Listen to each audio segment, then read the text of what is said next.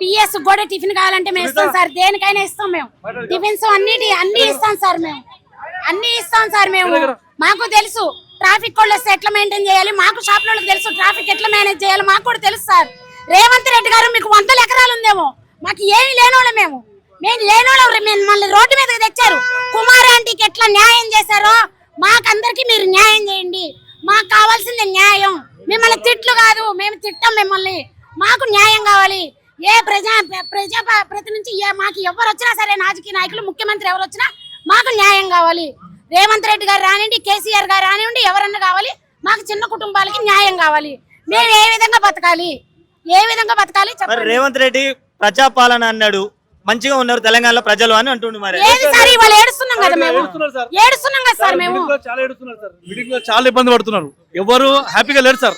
ఈ పాలనలో మాత్రం ఎవరు హ్యాపీగా లేరు. చిరు వ్యాపారులు అయితే అసలు పాలన నెక్స్ట్ టైం ఓట్లు అడుగుతున్నారు సార్. ఏ విధంగా అడుగుతారు సార్ ఓటు ఎట్లా అని అడుగుతారు వచ్చి.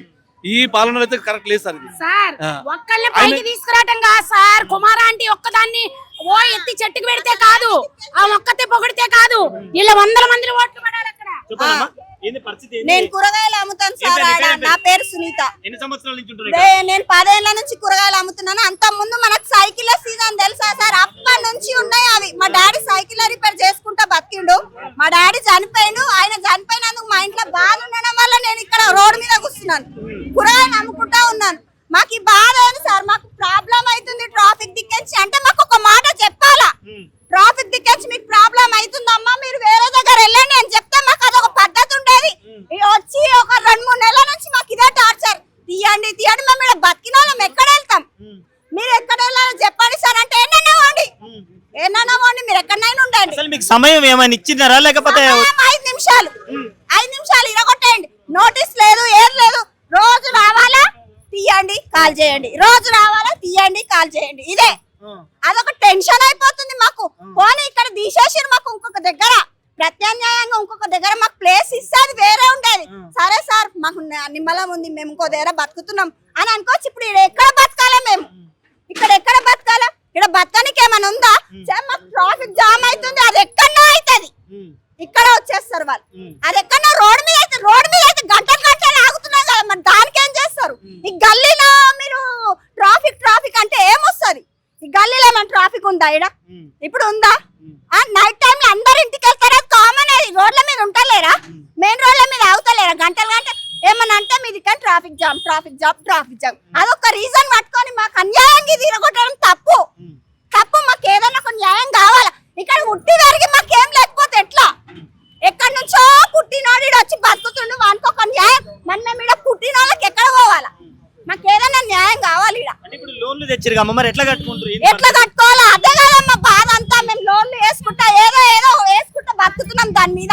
ఇప్పుడు సడన్ గా వచ్చి ఇరగొట్టేస్తే మేము ఎక్కడ వెళ్ళాలా? మాకు అదే కావాలి. ఇప్పుడు మాకు న్యాయం కావాలా? ఎక్కడైనా మాకు దారి చూపెట్టాలి, లేకపోతే మేము ఇంకా బతుకుతాం.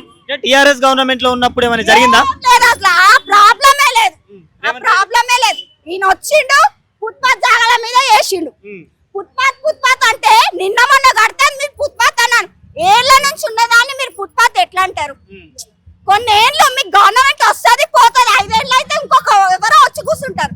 ఏళ్ల నుంచి ఉన్న వాటిని నిరగొడితే ఎట్లా? మేము ఎక్కడ వెళ్ళాలా? నిన్న మొన్న వచ్చిన వాళ్ళు ఎవ్వరు లేరు ఇక్కడ. కొన్ని ఏళ్ల నుంచి ఉన్నాం. నేను పుట్టక ముందు నుంచి, నాకు ఇప్పుడు 40 ఏళ్ళు, నేను పుట్టక ముందు నుంచి ఉన్నాయి. ఇది ఎక్కడ వెళ్తాం? సైకిల్ సీజన్ అంటే తెలుసు కదా. ఈ బండ్లని ఇప్పుడు వచ్చినాయి మనకు సైకిళ్ళు, కాలి బాటని వెళ్ళేటోళ్ళం. ఇప్పుడు ఇన్ని వచ్చినప్పుడు మామూలు, అది కామన్, అది ఉంటది, ట్రాఫిక్ ఉంటది. మాకు ఏదన్నా ఒకటి కావాలా?